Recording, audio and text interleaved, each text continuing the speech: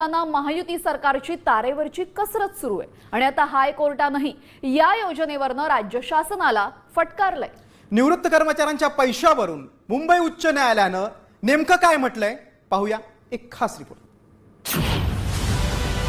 7व्या वेतन आयोगासाठी लाडकी बहीण बंद करा।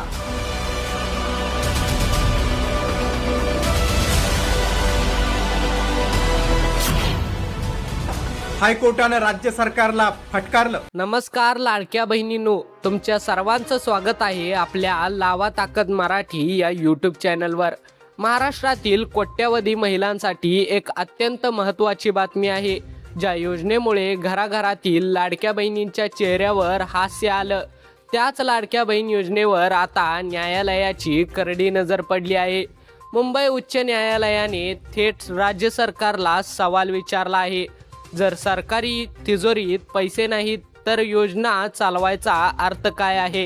हे ऐकून अनेक लाडक्या बहिणींच्या मनात प्रश्न निर्माण झाला असेल। आपले 1500 रुपये बंद तर होणार नाहीत ना? आज आपण या विषयावर सविस्तर चर्चा करणार आहोत। न्यायालयात नक्की काय घडलं, सरकारला कोणते प्रश्न विचारण्यात आले आणि या योजनेचं भवितव्य काय असेल, हे सगळं आज आपण जाणून घेणार आहोत। तर व्हिडिओ शेवटपर्यंत नक्की पहा आणि चॅनलला अजून सबस्क्राईब केलं नसेल तर आता सबस्क्राईब करून घ्या, जेणेकरून नवनवीन व्हिडिओचे नोटिफिकेशन तुम्हाला मिळेल। तर चला वेळ वाया न घालवता व्हिडिओला सुरुवात करूया। आधी थोडक्यात समजून घेऊया की लाडकी बहीण योजना नेमकी काय आहे। 2024च्या महाराष्ट्र विधानसभा निवडणुकीपूर्वी तत्कालीन मुख्यमंत्री एकनाथ शिंदे यांच्या नेतृत्वाखालील महायुती सरकारने ही योजना सुरू केली। या योजनेअंतर्गत राज्यातील पात्र महिलांना दर महिन्याला थेट त्यांच्या बँक खात्यात 1500 रुपये जमा केले जातात। ही रक्कम थेट महिलांपर्यंत पोहोचवण्याच्या या संकल्पनेला जनतेने उत्स्फूर्त प्रतिसाद दिला। निवडणूक निकालानंतर हे स्पष्ट झालं की लाडकी बहीण योजनेने मतदारांवर, विशेषतः महिला मतदारांवर मोठा प्रभाव पाडला। महायुतीने दणक्यात विजय मिळवला आणि आता मुख्यमंत्री देवेंद्र फडणवीस यांच्या नेतृत्वाखाली ही योजना पुढेही सुरू राहिली आहे। सरकारने वारंवार स्पष्ट केले आहे की ही योजना बंद होणार नाही, मात्र आता या योजनेवर न्यायालयीन प्रश्नचिन्ह उपस्थित झाले आहे। मित्रांनो, हे प्रकरण थेट लाडकी बहीण योजनेशी संबंधित नव्हते, पण सुनावणी दरम्यान न्यायालयाने या योजनेचा स्वतःहून उल्लेख केला आणि त्यामुळेच हा प्रश्न निर्माण झाला आहे आणि त्यामुळेच हा प्रश्न चर्चेत आला आहे। झालं असं की गायत्री पानवार नावाच्या एका महिला कर्मचारी, ज्या मुंबई महानगरपालिकेच्या शिक्षण विभागातून निवृत्त झाल्या आहेत, त्यांनी मुंबई उच्च न्यायालयात एक याचिका दाखल केली।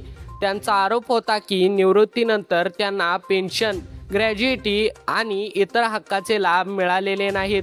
इतकेच नव्हे तर 7व्या वेतन आयोगाच्या शिफारसीनुसार त्यांना लाभ देण्यात आलेले नाहीत, असेही त्यांनी नमूद केले।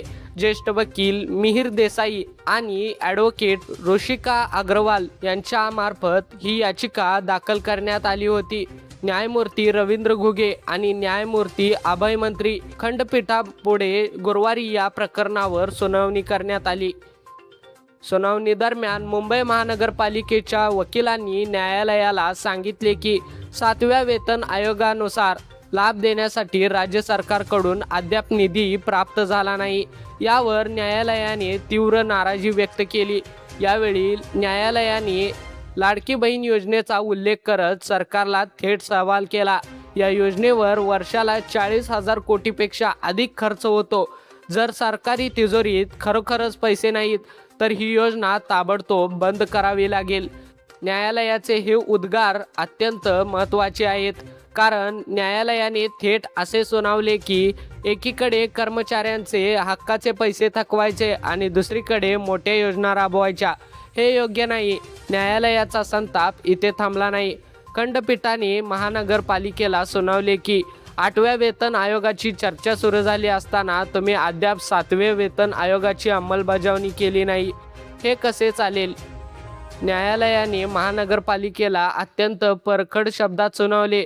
न्यायालय म्हणाले, तिजोरीत पैसे नसतील तर कार्यालयीन फर्निचर, AC, आयुक्त आणि वरिष्ठ अधिकाऱ्यांच्या महागड्या गाड्या विका, पण निवृत्त कर्मचाऱ्यांचे पेन्शन वेळेत द्या, हा हक्क त्यांचा आहे. न्यायालयाने हेही नमूद केले की वरिष्ठ अधिकाऱ्यांना सगळ्या सुविधा मिळतात, पण ज्यांनी आयुष्यभर सेवा केली त्या शिक्षकांना आणि कर्मचाऱ्यांना त्यांचे हक्काचे पैसे वेळेत मिळत नाहीत. हे अत्यंत खेदजनक आहे.